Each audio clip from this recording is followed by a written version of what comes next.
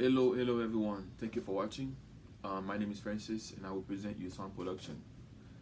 The reason why I'm doing this video is to help you guys, churches, doing live streaming to get the best sound as possible that you can get.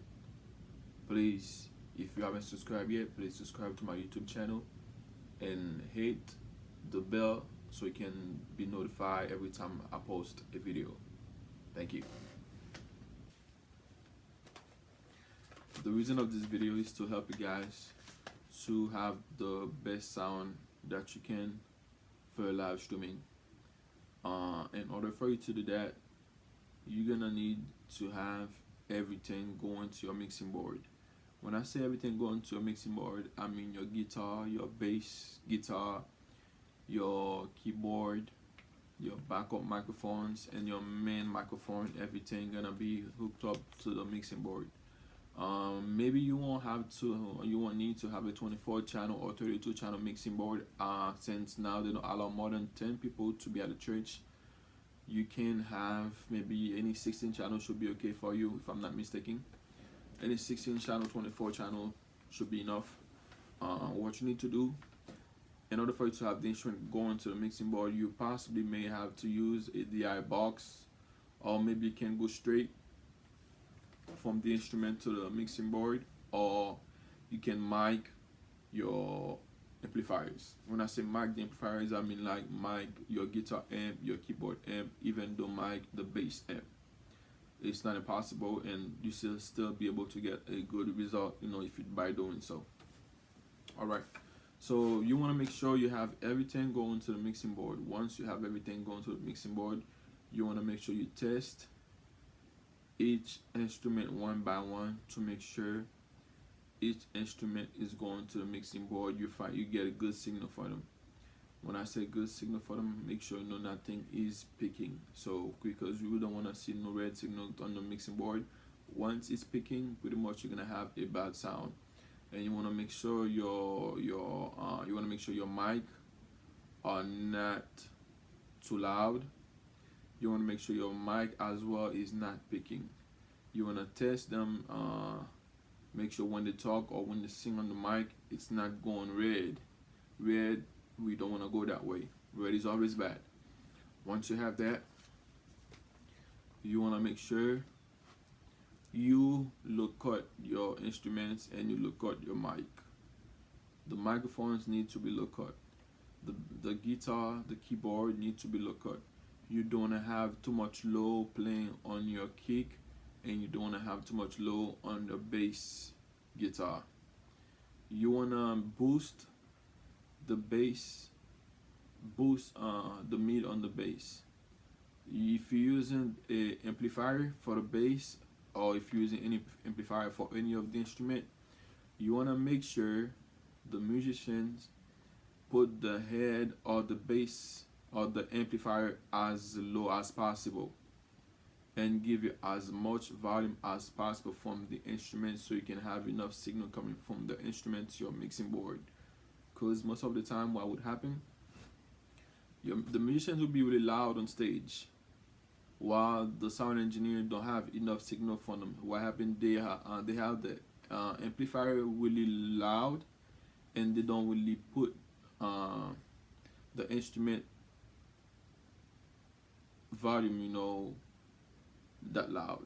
So what's gonna happen, you're gonna be loud on stage, and the signal coming from the DI going straight to the mixing board won't be as loud. So you want to make sure you give the sound engineer as much signal as possible. Then from there you level up your amplifier. Make sure you're not, everybody getting good signal.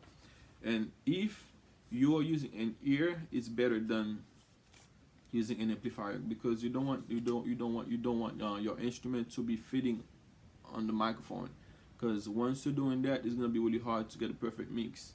You want to make sure nothing is too loud, and that's the reason why I prefer mixing without the front of house speakers on. I always turn them off, turn off my subwoofers off, because I want to mix straight from my headphones. Pretty much everything coming out of my headphones should be the same as what's coming out from my live streaming.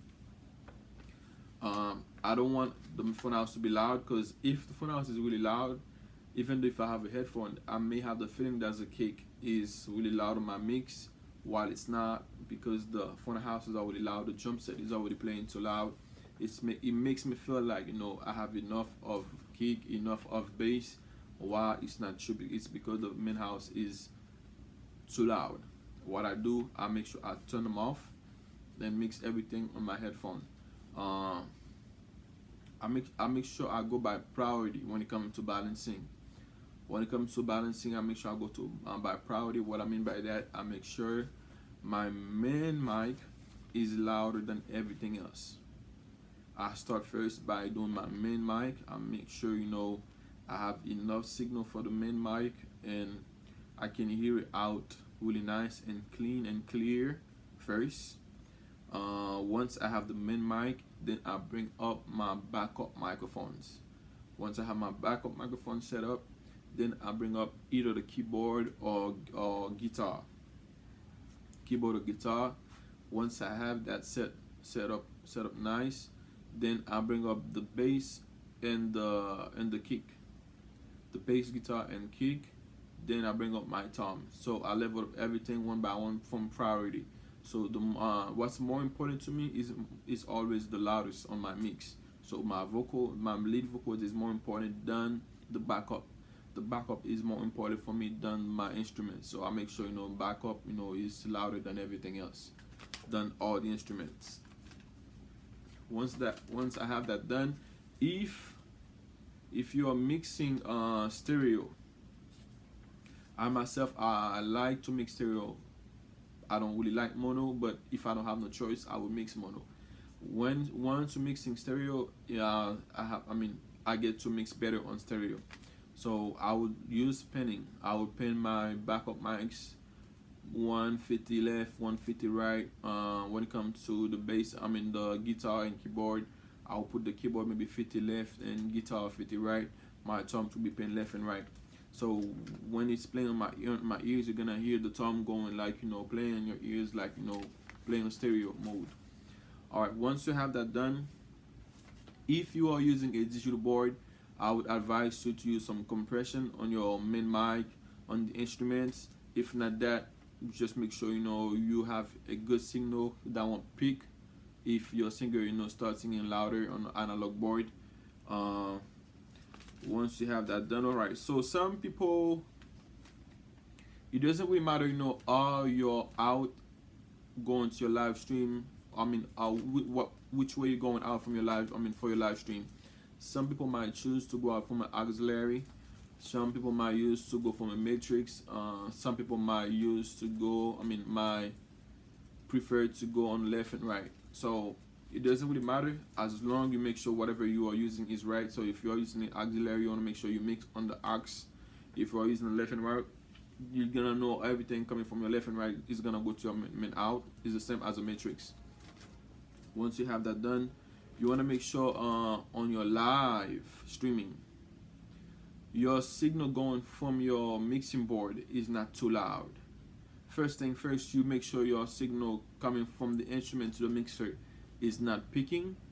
Then when you have everything set up, everything is nice and good and ready to go, you want to make sure the signal coming from your mixing board is not too loud, going to your live stream, or maybe your computer, or maybe your iPad, whatever you are using for live streaming. You want to make sure it's not too loud, because if it's too loud, then that's when you're gonna start listening to, you're gonna start hearing when everything playing, you're gonna hear like the distortion. That means everything, you have something picking, or your signal is way too loud. Bring it down a little bit. At the same time, you don't want it to be too low, you don't want it to be too loud. You want to be somewhere fair where you can hear it nice and clean.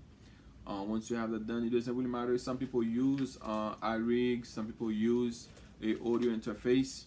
As long as you get something that can bring the sound from the mixing board to your audio interface, you're good to go. But you have to make sure too, sometimes you might think your sound is coming from the mixing board, but it's not. It's coming out of the microphone, or the built-in microphone on your device. Make sure you have that checked. One more thing, sometime when you mix, it will show as signal coming in one side, it's to the left or right on your computer. You have to go to the setting on the computer and fix it so you can go stereo on both, on your device. Once you have everything done, pretty much, I myself, what I like to do once I get everything done for my mix, I like to go. It's either the streaming on Facebook or streaming on YouTube. I like to go and listen to the Facebook or the YouTube stream. Make sure I can hear it perfect on the Facebook or live. Or YouTube live. So once I get everything perfect, so I know everything is okay for me. Now I know I'm set up. I'm ready to go. If you apply everything right, you don't need to be a pro. You should be able to have a nice and clean sound for your live stream. So if you have any question, don't hesitate, and don't forget to share the live with somebody else who might need those information. My name is Francis again. Thank you for watching. Don't forget to subscribe. Thank you.